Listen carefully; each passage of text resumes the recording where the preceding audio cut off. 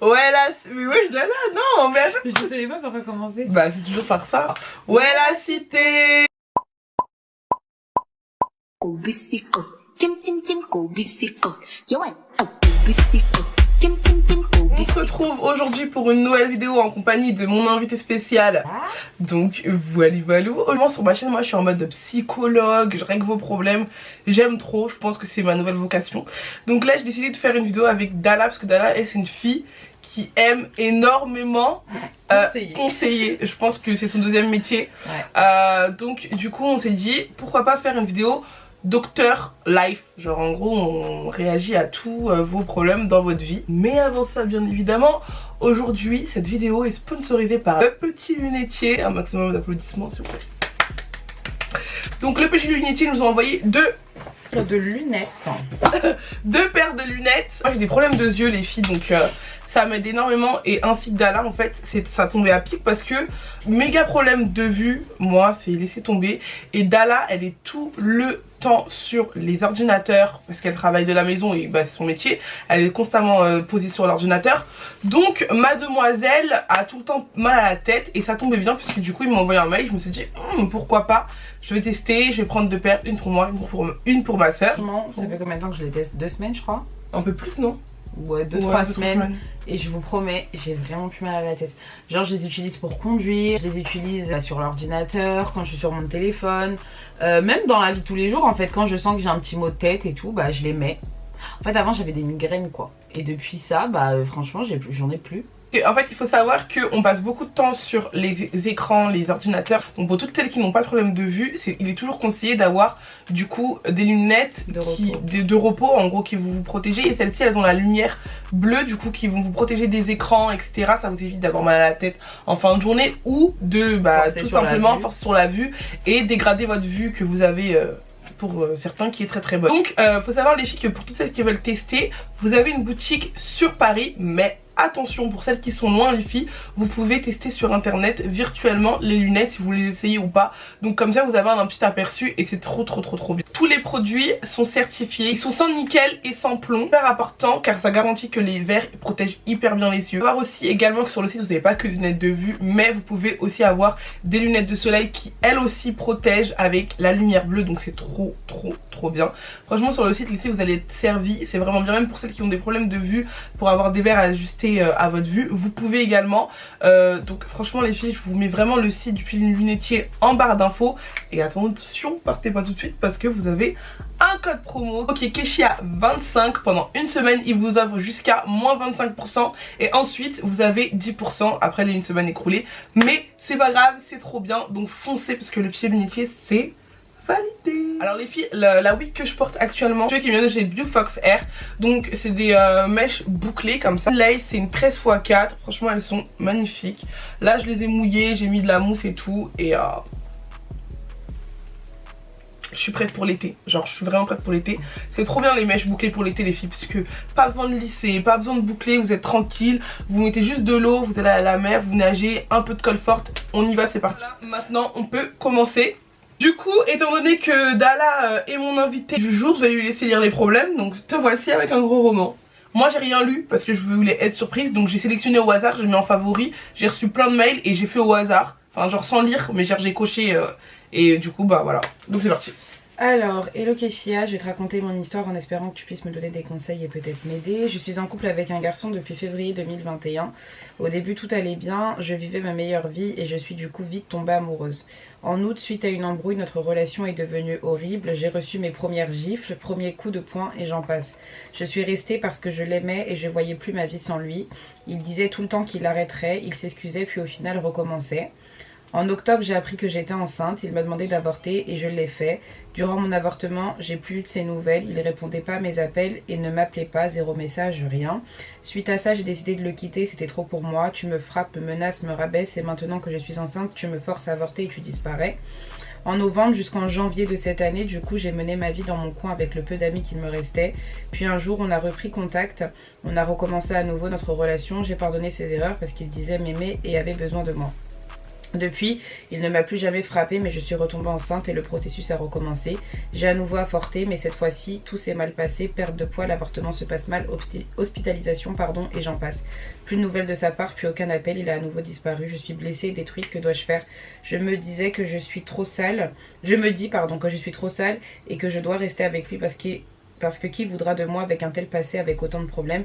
J'espère que tu liras mon message. Plein de bisous à toi et ta soeur, tu es géniale. Oh, je suis choquée, ouais, c'est une dinguerie. Grave, de ouf. Ça m'énerve. Ouais, moi aussi, ça m'énerve, mais... Ça m'irrite, mais non, mais alors, je vais... Alors, une petite truc, on y va droit, bref, précis. Hein. C'est pas des Dala, parce qu'on connaît... Mais d'accord, son crâne. Non. C'est une tâche. Je connais Dala. Dala, quand elle parle, la vidéo peut durer 1 heure. Donc, tout le monde n'a pas le temps derrière son écran, donc on y va. Alors, moi, j'aimerais juste te dire une chose, c'est te sens pas sale, parce qu'en fait, c'est pas parce qu'il s'est passé tout ça que tu es sale, pas du tout. Si une personne te veut vraiment, elle t'acceptera avec ton passé, ton présent et ton futur. Mais de toute façon, on n'est même pas là pour ça. Toi, tu y es pour rien. La grosse ordure, c'est ton ex, d'accord? Il faut absolument que tu coupes les ponts avec lui, parce que c'est un gros bâtard, un gros chien. Les filles, toutes les personnes qui se font lever la main dessus, je sais que c'est dur, je sais que c'est pas facile, parce que vous aimez les personnes et vous vous dites que oui, elle a dit qu'elle allait pas recommencer, mais donc elle va pas recommencer. Les filles, elle recommencera. Les hommes qui frappent une fois, qui continueront de frapper, c'est des malades, ils ont une maladie, ils doivent se faire soigner, je vous parle sérieusement. Donc ma belle, alors faut vraiment, moi c'est simple, tu coupes court avec lui, tu fais ta vie, oublie-le, prends le temps à aller mieux, à aller de l'avant. Ça va être dur, c'est vrai. Essaye de t'entourer des bonnes personnes et ensuite tu pourras faire de nouvelles rencontres. Mais prends le temps pour toi et cette personne-là, oublie-la. Et rien à rajouter, en vrai de vrai, je suis totalement d'accord avec ma soeur. Ne restez pas avec des mecs qui vous lèvent la main dessus. Et comme elle l'a dit, ils recommenceront. Enfin, c'est inné en fait, c'est chez eux. Ouais. C'est une maladie qui doit voilà, aider, après il faut que tu te dises que t'es pas trop sale. Enfin, au bout d'un moment. Elle est pas sale du tout, oui. même. Enfin, ouais, qu'est-ce que j'ai T'as dit t'es pas trop sale. Elle est pas sale du tout en fait. T'es pas sale en vrai de vrai, j'ai envie de te dire, enfin ok, t'as fait des erreurs comme tout le monde aujourd'hui. Et comme Wendy l'a dit, enfin un homme il acceptera ton passé. C'est pas parce que t'as avorté que t'es quelqu'un de sale, c'est pas parce que tu t'es laissé frapper dessus que t'es quelqu'un de bête ou de sale. Enfin quand on est amoureuse, malheureusement parfois ça nous rend aveugles. Ouais. Et voilà, mais ma chérie, fuis en fait. Et dis-toi que là ce que tu vis c'est que du malheur et que tu ne pourras que vivre du bonheur après. C'est tout. Donc, bisous. Et bon courage. Et fuis.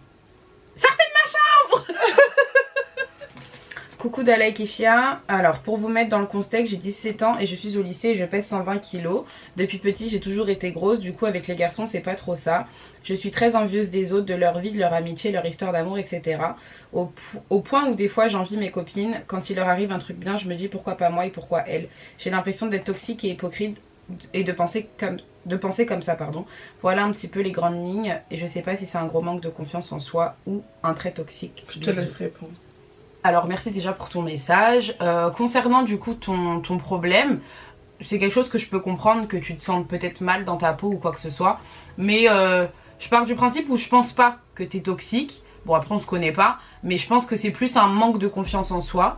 Donc ce que je pourrais te conseiller, parce que je pense qu'on est tous un peu passés par là, on a tous des complexes dans la vie. Soit tu arrives à l'accepter, ça veut dire que tu fais en sorte de vivre avec, d'aimer ton corps, d'aimer comme tu es. Et j'ai envie de te dire, c'est pas parce que t'es grosse, t'es mince ou t'es voilà que... Wendy, j'ai plus de mots dans ma bouche. Que tu sois mince, arrête de me regarder comme ça. Pardon. Que tu sois grosse ou que tu sois mince, que t'as pas le droit de vivre comme tes copines vivent. Tu fais ce que tout le monde peut faire, hein. C'est pas parce que tu fais 120 kilos ou que tu en fais 60 que ça t'empêche de vivre comme t'as envie de le vivre. Ou si c'est réellement un gros complexe pour toi, et tu te bats pour te donner les moyens de perdre du poids et d'accepter le corps que tu veux. Maintenant voilà, je pense pas que ce soit un trait toxique. Mais après tu sais aujourd'hui avec les réseaux sociaux et tout, il y a énormément de choses qui nous font penser qu'il y a une norme et qu'on doit être comme ça. Mais moi je pars du principe où accepte-toi comme t'as envie d'être. Et si réellement c'est un complexe que tu n'aimes pas, bats-toi pour changer cette chose là. Et c'est des choses que tu peux faire. 120 kilos, enfin voilà, il y a énormément de personnes qui arrivent à perdre du poids. Pourquoi pas toi? Et voilà, donne-toi les moyens. Bisous. Franchement je pars du même avis que Dala, genre en mode je pars du principe où si tu te sens pas bien, si tu te sens bien, enjoy, tu vois, genre vis ta vie et tout. Mais si tu te sens pas bien, tu te donnes les moyens pour perdre du poids. Et voilà, je pense pas que tu sois toxique, je pense que comme t'es complexé et que tu vois la vie des gens à côté, etc., bah tu les envies entre guillemets, mais je pense pas que ce soit toxique en fait. Je pense que toute personne a géré comme ça. Tant que t'es pas méchant, t'es pas en mode t'es pas une sorcière, genre tu vois, j'espère que tu me comprends. Ben ça va, mais si tu te sens vraiment mal, donne-toi les moyens, va à la salle de sport, fais du sport, fais chez toi, fais attention à ce que tu manges et tout ira par le mieux. Tu seras même fier de toi d'avoir perdu du poids et te dire que voilà, j'ai réussi. Et donc voilà. Donc courage à toi et j'espère que ça ira mieux. Mais donne-toi les moyens de réussir, c'est comme ça que tu seras fier de toi. Ou de t'accepter. Alors, coucou Keishia, coucou les filles, j'espère que vous allez bien. Je me présente Aïcha, j'ai 26 ans, j'ai un problème enfin. Je ne sais pas si c'est un problème au vu de ma situation, donc j'ai 26 ans, je travaille. Plus le temps passe et plus mon entourage se moque ouvertement de moi car je ne suis pas mariée. Il y a même mes tantes ou des oncles que je n'ai jamais vus qui se permettent de dire à mes parents cela et je ressens comme une pression et je stresse beaucoup depuis mes 25 ans. J'ai rencontré un garçon qui me disait de belles paroles en l'air, vivre d'amour et d'eau fraîche. En gros, c'est un garçon que ma tante a envoyé pour me séduire et je me disais qu'il était trop parfait, donc j'ai créé un compte Facebook pour voir qui il était vraiment. Et bien, il draguait plein de filles ouvertement. Pendant ce temps, il parlait avec mes parents de l'avenir et il me racontait des bobards et me faisait des promesses en l'air. Je lui ai avoué que je savais ce qu'il faisait, qu'il n'était pas sérieux. Il s'est fait passer pour la victime et qu'il s'est fait manipuler par moi en disant que Dieu merci, j'avais toutes les conversations et les preuves et j'ai réussi à le faire sortir de ma vie et celle de ma famille. Il a même appelé mes parents un mois après pour me dire qu'il se marie avec l'amour de sa vie, un vrai pervers narcissique. Je ne comprends pas pourquoi les gens se mêlent de ma vie privée si ma propre mère ne s'en mêle pas de ça et je trouve cela très détestable au point que je n'ai plus confiance en moi et que vu que je me suis fait avoir une fois par un beau parleur, j'ai peur car j'ai tellement de pression et mes parents ont tellement de pression venant de leurs proches que j'ai peur de m'engager avec le premier venu, donc je voudrais retrouver confiance et moi, en moi je pense, et avoir moins de stress. Si vous avez des conseils, je suis preneuse. Merci mes chéris pour votre... Alors, t'es la bonne personne. Tiens. Je suis la bonne personne, tiens. Parce que, non je regarde, non en vrai faut arrêter les trucs comme ça, mettre la pression à quelqu'un puisqu'elle a 26 ans et qu'elle est pas mariée. Faut savoir que 26 ans c'est hyper jeune, d'accord. Il y a un moment donné, en fait c'est la société qui vous fait croire que on doit se marier hyper vite parce que tout le monde se marie vite. Mais non, chaque chose en son temps, chaque personne va à son rythme en fait. On peut pas persécuter tout le temps l'enfant des gens pour dire marie-toi, etc. Rentrer dans la vie des gens comme ça. C'est chaque chose en son temps. Donc ma belle, la prochaine fois que un membre de ta famille, et en plus c'est tout le temps les gens... Et ils sont super culottés, c'est même pas tes parents qui te mettent la pression, mais genre c'est ta famille, genre en mode des gens qui ne vivent même pas avec toi, qui se permettent de juger ta vie. Et la prochaine fois, tu prends tes clics et tes claques dès qu'on te parle de ça et tu fermes tes oreilles et tu pars. Et t'inquiète pas, l'amour viendra un jour ou l'autre, te mets pas la pression, 26 ans c'est encore jeune, t'as le temps de faire ta vie, mets ton argent de côté, voyage, enjoy ta vie, fais ce que t'as à faire. Et t'inquiète pas, quand tu seras apte, enfin quand l'amour te tombera dessus, et bah tu iras te marier, mais... te prends pas la tête.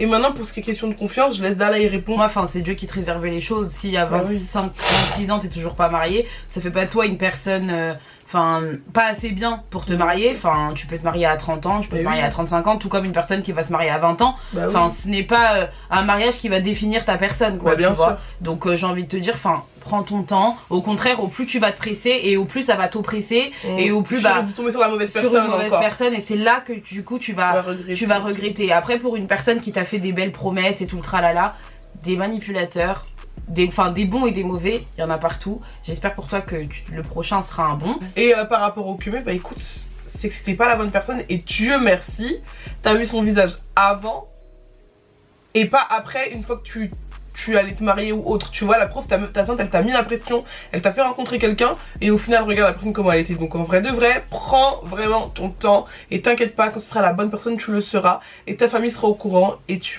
t'iras de l'avant. Voilà, il y a des hommes bien sur terre, il faut pas que tu te focalises sur le fait que t'es tombé sur deux bâtards, voilà, du terme. Et voilà, mais il y en aura et tu trouveras et perds pas confiance en toi. Voilà, enjoy ta life et t'inquiète.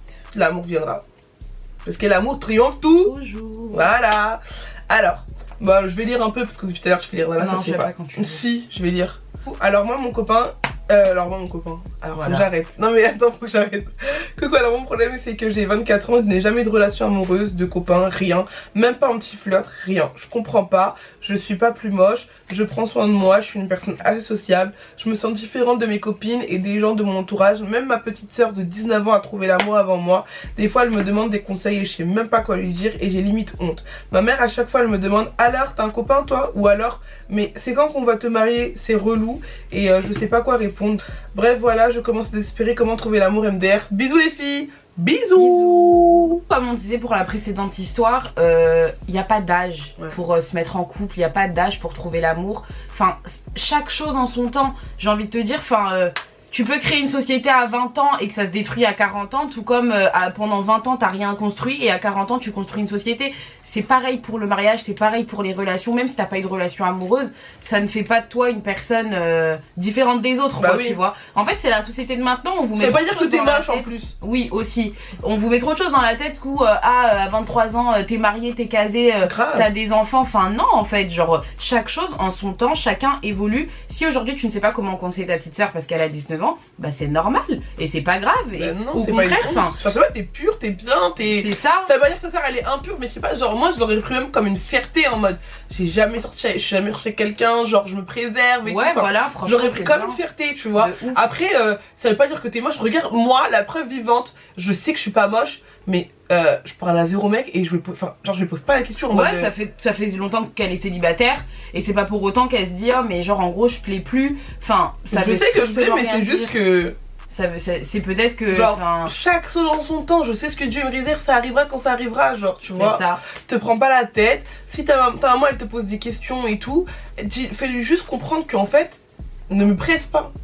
En fait les mamans il faut leur dire ça, ne me presse, les mamans elles sont trop pressées pour le regard des gens, je vous jure c'est pour rapport au regard des gens, je suis sûre et certain, juste pour dire oh moi ma fille on l'a mariée. Non pas que pas que, mais majoritairement on va pas se mentir Dala. Non. Je suis pas d'accord avec toi. Bah moi je trouve que majoritairement les mamans qui forcent comme ça c'est juste pour le regard des gens, pour dire que oui moi ma fille oh, on l'a mariée si cela, parce que tu veux pas toujours persécuter ton enfant en mode oh tu te maries quand, oh c'est quand ceci, c'est quand cela en fait. Enfin moi c'est mon avis, je dis pas que toutes les mamans elles sont comme ça, mais généralement certaines mamans elles le sont graves. Mais en tout cas prends ton temps, montre les choses à ta famille, tape du poing sur la table en mode hey, c'est pas maintenant et ce sera pas maintenant. En plus t'es jeune, t'as 24 ans. Genre c'est t'as même pas 135 ans, t'as même pas 30 ans, t'es super jeune. Genre 24 ans. Et c'est que l'amour il tombe là où tu t'y attends vraiment pas. Genre c'est pas le jour où tu vas te dire oh, quand est-ce que je vais être en couple et demain ça arrive, c'est pas comme ça. Et au contraire genre profite.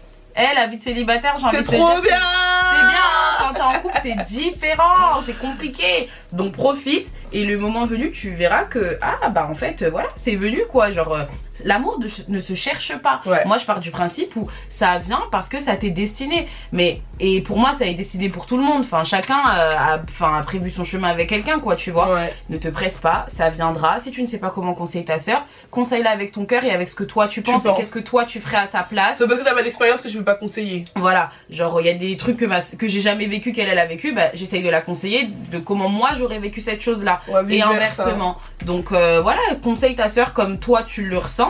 Et ne te braque pas en lui te disant bah je peux pas la conseiller parce que j'ai jamais été en couple. Non. Donc voilà, et t'inquiète ça viendra. Et dans tous les cas c'est pas une priorité dans la vie. Exactement. Et c'est pas la finalité d'une vie le mariage. Également. Donc bah écoutez c'est tout. On a répondu à toutes les questions.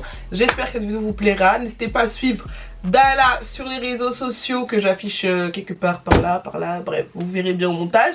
Et moi aussi, n'hésitez pas à me suivre sur les réseaux sociaux les filles, parce que là ça va bientôt péter, parce que je pars bientôt en vacances.